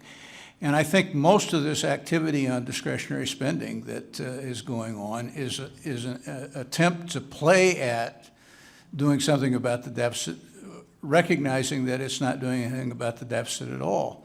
And there's some very serious consequences that happen because critical services are being affected by our fiddling with trying to save money that you really can't save. Gentleman's time has expired, and I appreciate those comments. The Budget Committee's been working on a program called Restoring the Trust for All Generations, which is an effort to get at that issue and try to get the critical mass of folks to recognize that. Vice Chairman of the committee, Mr. Rokita from Indiana, is recognized for 5 minutes. I thank the chairman. I thank you and other committee members for your leadership in holding these series of hearings. I think they're very important, and I, for one, learn a lot as a committee member from these different panels. I thank the panelists for being here. Mr. McTigue, I'm trying to understand a little bit more about your testimony about performance-based budgeting, and I want to know more, and if it was asked earlier and I missed it because I was in another hearing, I apologize, but the separation between the executive and the legislative branches, how would performance-based budgeting affect that, or how would, or vice versa, given that agencies are slow to report data and that kind of thing, and this bureaucracy is so large, which is another problem entirely, how would you see performance-based budgeting working under a constitution like ours? So you asked the guy who doesn't work underneath the Constitution like yours to try and answer this question, but I'll try. The first thing is the data produced by agencies when we were reviewing their performance plans and their annual reports was always available within 2 months of the end of the financial year. So that data is there pretty early on. And was that by law? No, that was just that they, under pressure, they were able to, and directives from OMB, they were able to produce their reports quicker and quicker. By pressure, you mean leadership? I do mean leadership, yes. Have that and executive branch. So and that's not a partisan comment. That's a factual one. We don't have agencies under pressure to do much of anything. I think that we're not even respond to letters. So would a statute cure that? You have a huge amount of power, and sometimes you don't use it very effectively. I'd look for more effective mechanisms to be able to use that power to get what you want. The second thing about the difference between the separation of powers that you have in the United States, we're really talking about how the administration and Congress sets values. Because when you measure performance, you're really setting values. And when you get to the spending part of it, spending really does just 2 things. It says how you're going to get the goal, what are you going to put the money into, and how much. Before that, you have to have set the goal. And between the administration and the legislature, it should be fairly easy to get some trade-offs about where's the acceptable line. This is going to be the line of achievement. So I can see those things working probably better if there were strong discussions about what's the values that we want to be reflected in this budget, how much progress are we going to make on those, and then the debate would be about that level of progress, because that's the issue that spending deals with. Okay, thank you, Mr. McTigue. Mr. Hicks or Dr. Redburn, would you like to comment on that question, or at least the bureaucracy, the separation of powers of the bureaucracy? Certainly. Comment I made.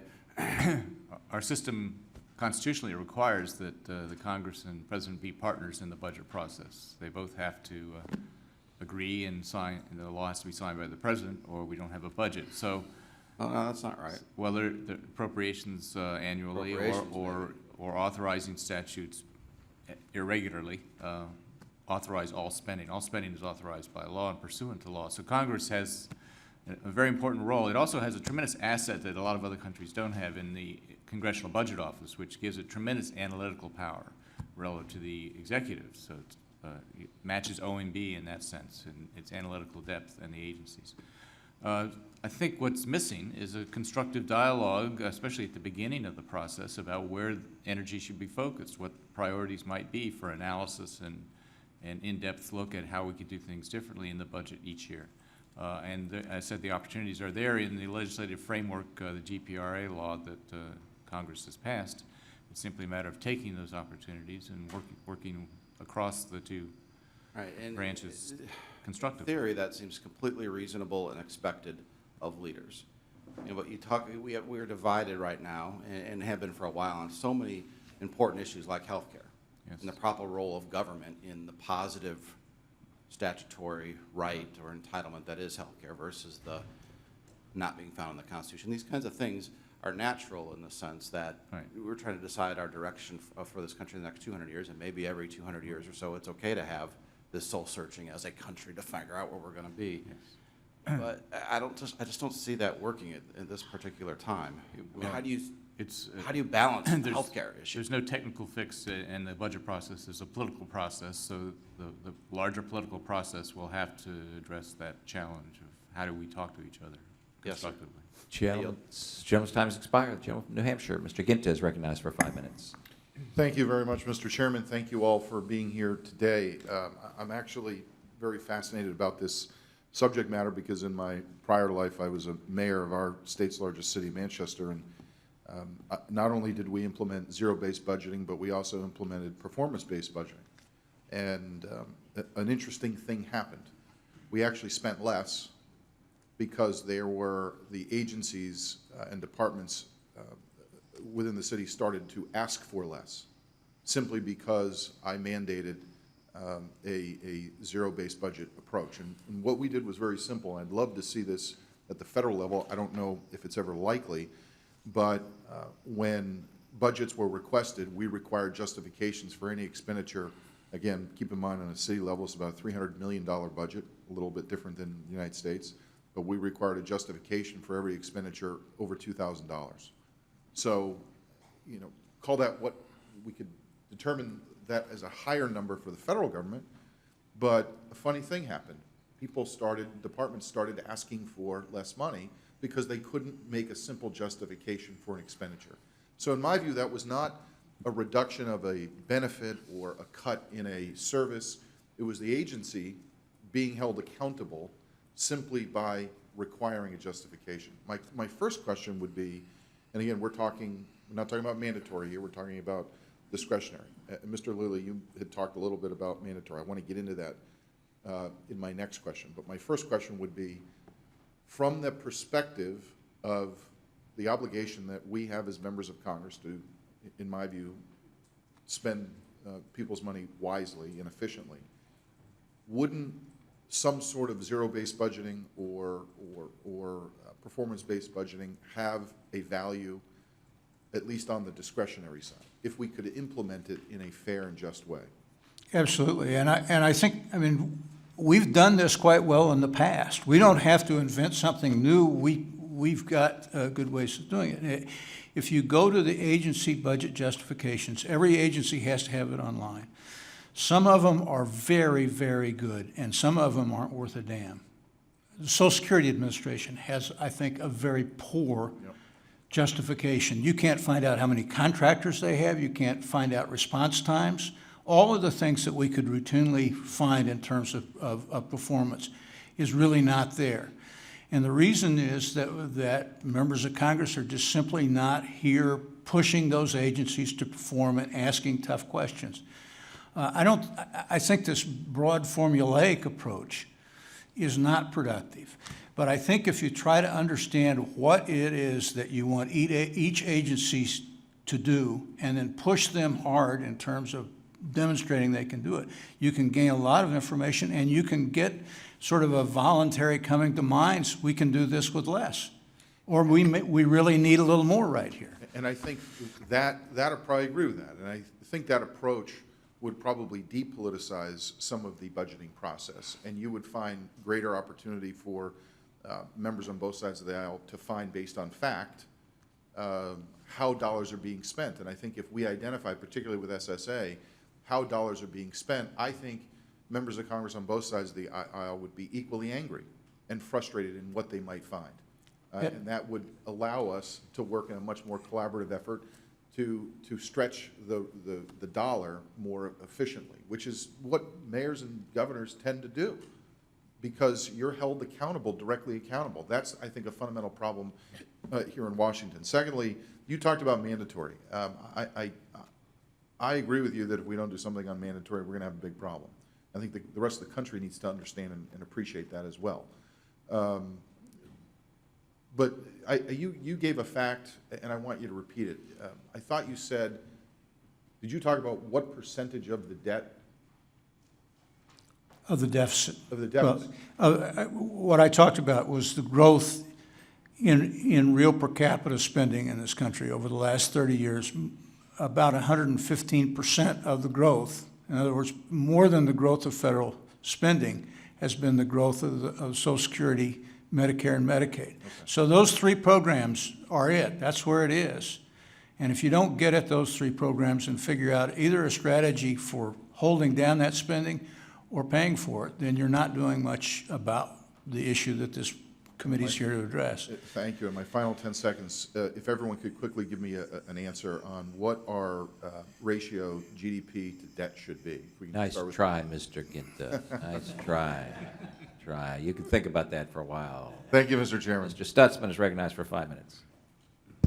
Thank you, Mr. Chairman. And Mr. Chairman, thank you for holding this hearing. And appreciate the panelists for being here and for their thoughts and comments regarding the budget situation that we face as a federal government. I'd like to talk a little bit about just my experience coming from the state legislature in Indiana, where we have a balanced budget. We actually have a surplus. We've cut taxes in Indiana. The economy's growing. We've got our challenges, but we're seeing a business-friendly environment in Indiana that's attracting companies, and jobs are being created.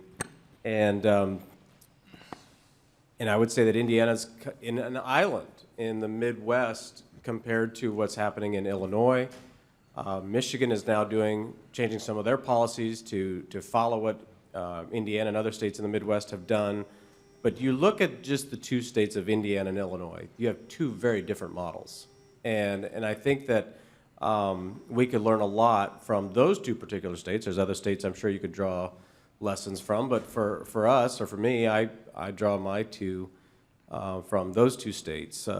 And Mr. Hicks, you mentioned, I think you said 20 states that have biennial budgeting, is that right? Do you have any idea, and I believe most states do, there's ways of obviously taking on debt in a variety of ways, but do most of those states have balanced budgets, or are fairly fiscally sound?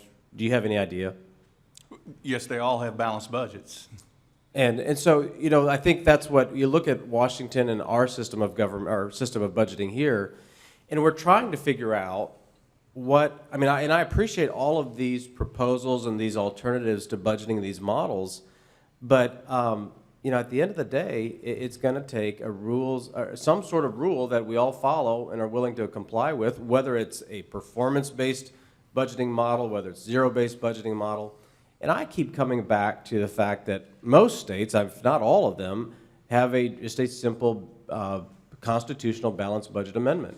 And, that's something that I'm advocating for here in Washington. I don't want to get into, you have to have 2/3 of a majority to vote for a tax increase or whatever.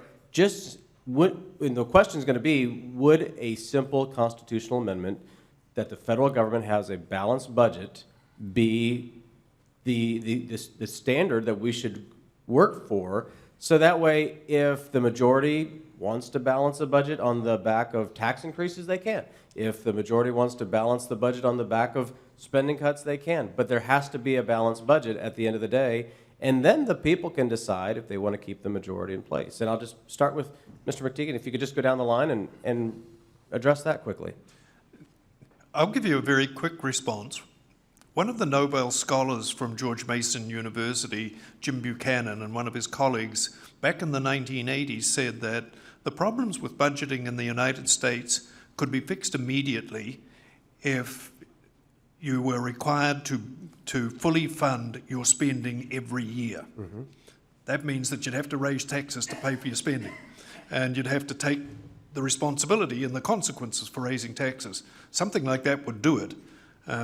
But balance doesn't necessarily mean balanced. If you look at some of the states, they have balanced budget requirements, but they count as revenue borrowing. Right. That doesn't get you to what you and I would think of as a balance. Correct. I think you can look at Indiana and Illinois again, and there's a difference in operations there. Mr. Hicks. Well, I would say that the discipline of a balanced budget requirement, whether it be constitutional or statutory, is compelling. I think there is a difference between national governments and sub-state governments as it relates to their roles in larger issues such as war, great economic situations in which the tolerance levels, would have to be considered as a component of that. Sure. All right. Mr. Lilly. I'd say it's important to make a distinction between good policy and good budget policy. World War II was terrible budget policy. We ran the federal debt up to 114% of GDP, disastrous. It was hugely important for the country in the long term. It's also, I think, extremely important for the federal government not to be slashing programs and benefits in the middle of a recession. I think we tried that once and we found we didn't find the bottom. So I think good policy is not always good budget policy, and we need to keep an eye on both. Dr. Redburn. I think a better target in the near term, since practically speaking, a balanced budget is not within reach anytime soon, it would be to find a target for stabilizing the debt at some safe level. We're going to be some years out. We're going to give you an opportunity then to respond to Mr. Ginta's question, and I'll tell him what your response is. What's the right target? I directed a study of the National Academy of Sciences and National Academy of Public Administration a few years ago. It looked at exactly that question. We said that there was no exact scientific way to set a right level for the U.S. or any other country, but we suggested we aim at 60% of GDP as a target. Thank you. Mr. Grothman, you're recognized for 5 minutes. There we are. Earlier, Mr. Liu kind of went off topic, but I gotta respond to what he said. He talked about the income gap in this country, the income inequality. I think he was talking to you, Dr. Redburn. It seems to me in this country we spend a great deal of money on programs which discourage people from working and also discourage people from saving because they become ineligible for the programs if they have wealth, and they lose all the government benefits if they work. How much of the income or net worth gap do you think can be attributed to the federal government paying people not to save and paying people not to work? As a political scientist, I think I would defer to economists to try to put a number on that. I don't think I could answer that question, but it does suggest that we need to take a deeper look at that set of policies to see what their actual impact is on people's opportunities. Okay, now I'll give another question. And this is for any one of you.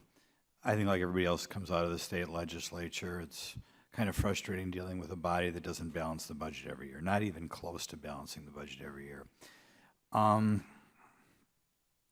of the frustrating things here is when we passed a bill a couple weeks ago out of here that eventually was rejected for not being irresponsible enough in the Senate, new funding for Zika, in which apart from the appropriations process, people around here want to spend money for a crisis but not reduce spending anywhere else.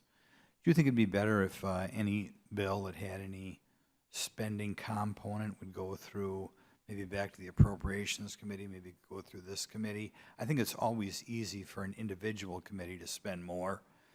I mean, we saw last year Energy and Commerce Committee, big new spending bill that was outside the budget caps.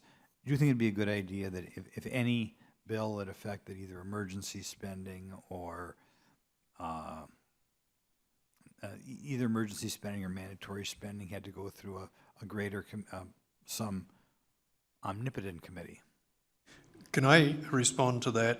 One of the reforms that was made inside the New Zealand Parliament is that every spending proposal put forward and passed by a committee of Parliament actually needs to go to the Finance and Expenditure Committee to see whether or not that is going to change our overall strategy governing spending, debt and deficits. And that Finance and Expenditure Committee has the ability to be able to overrule the decision of the other committees. So that's a test, yes. Good. I'll give you another question. Should there be such a thing as mandatory spending, or if we're going to balance the budget, should everything go through the Appropriations Committee every year? I think that mandatory is a misnomer. All that mandatory means is that you have to treat everybody who qualifies for this spending in the same way. Congress can pick up every one of those issues every year if it so desires. It just chooses not to. And the same thing with regard to revenue spending. You do not look at that in a sufficiently judgmental way. I think a lot of that is very poor quality spending.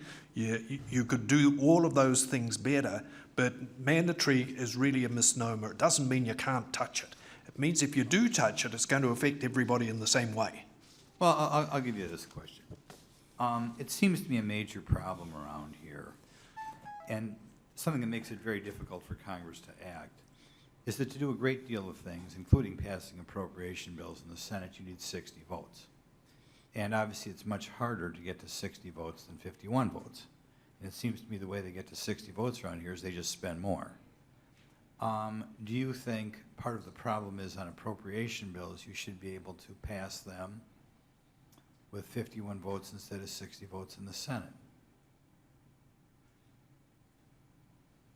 Is that part of the problem? As far as I'm concerned, that rule is not really very smart. That 51, a majority, should be a majority, and the supermajority is an accident of history rather than a good way to make decisions. Mr. Lilly?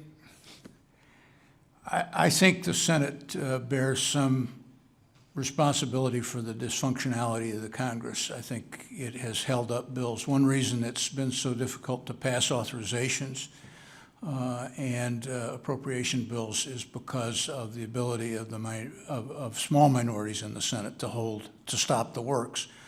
Not small, minorities of 41.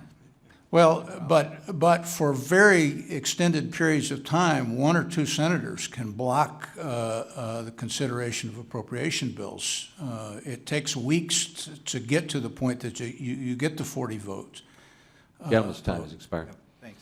I want to thank each of the witnesses for your testimony, for your written testimony, your oral testimony, and your responses to the questions. This has been fascinating, I think, and we look forward to having more hearings as we move through the process of trying to identify how and whether to modify the budget process in a way that allows us to accomplish our goals more effectively. And we appreciate your input into this endeavor. Members, please be advised that members may submit their written questions to be answered later in writing. Those questions and your answers will be made part of the formal hearing record. Any member who wishes to submit those questions or any extraneous material for the record may do so within 7 days. And this hearing stands adjourned. Chairman very wisely terminated this before.